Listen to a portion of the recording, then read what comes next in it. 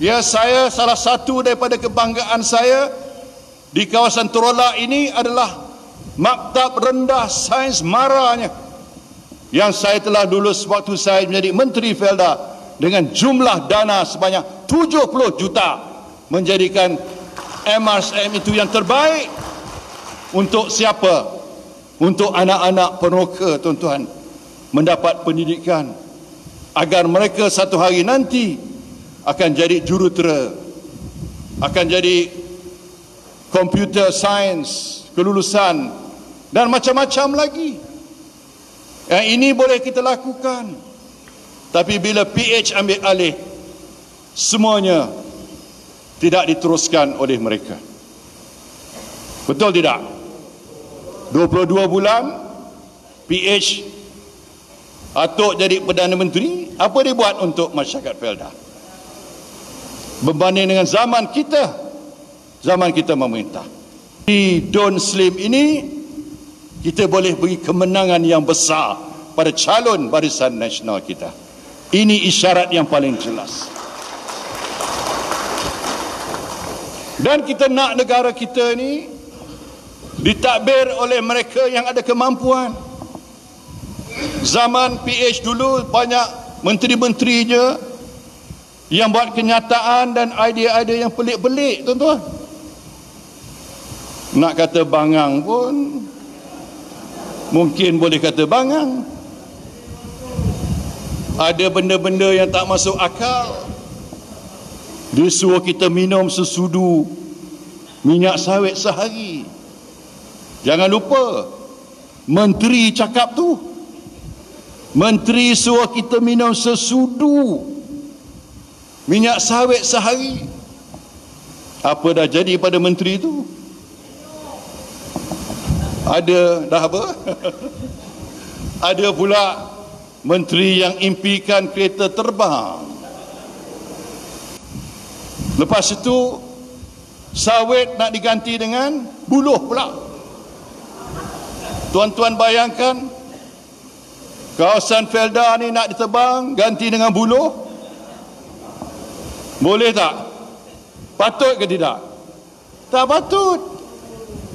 Inilah orang kata kualiti menteri-menteri dalam PH. Dan banyak yang dah rosak, tuan-tuan. Selain daripada Felda, terbiar, tabung haji.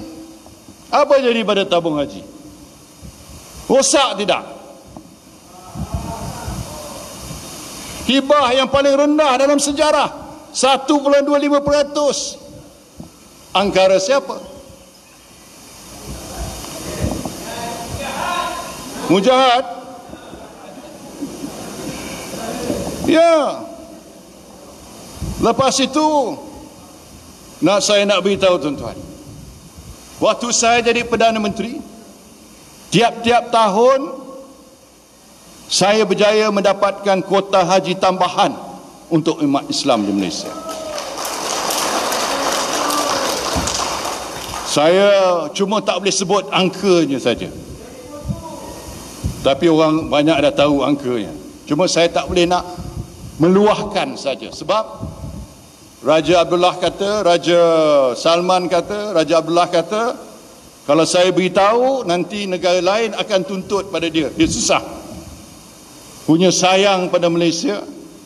Kerana saya buat hubungan peribadi, maka Malaysia dapat tambahan kuota. Zaman PH memerintah, dapat ke tidak kuota tambahan? Tak dapat, tuan-tuan. Tak dapat. Dasar luarnya yang tak kena, bergaduh dengan semua orang. Saya ada angka di sini, tuan-tuan. Semasa BN dahulu, 1 tan boleh dapat lebih daripada RM600, ada masanya 500. Betul tidak? Betul. Semasa PH, harga sawit jatuh ke sekitar RM350 1 tan pada tahun 2018. Lebih teruk lagi pada tahun 2019, sekitar 271 tan saja. Kerana apa? Kerana dasar luar antara faktornya, India tak nak beli sawit kita. Bila India tak nak beli sawit kita, maka ekspor kita pun jatuh. Di mana saya ada angka di sini, dari segi nilai ekspor sawit meningkat hingga 78 bilion pada tahun 2017, masa BN jatuh ke paras bawah 65 bilion pada tahun 2019. Ya, ini 15 bilion ekspor kita hilang, tuan-tuan, hilang waktu PH memerintah. Bukan sikit, 15 bilion ekspor kita. Dan inilah yang membuat kesan pada harga sawit. Dan bila harga sawit jatuh lumpuh, yang susah siapa? Yang susah siapa? Yang menderita siapa?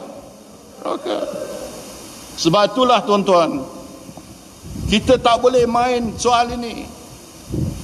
Mentadbir negara kita ni memerlukan orang bukan saja cekap, ada visi dan hati bersih baik, tuan-tuan. Jangan nak jadi Perdana Menteri nak balas dendam. Dendam kesumat dalam hati. Tidak boleh. Dan bukanlah nawaitu kita nak naikkan anak kita pula, nak jadi timbalan Perdana Menteri. Bukan saya sebut, dicalonkan baru ni sebagai timbalan Perdana Menteri. Boboy, timbalan Perdana Menteri, tergamak dia. Maknanya parti apa ni? Bapa chairman, anak presiden.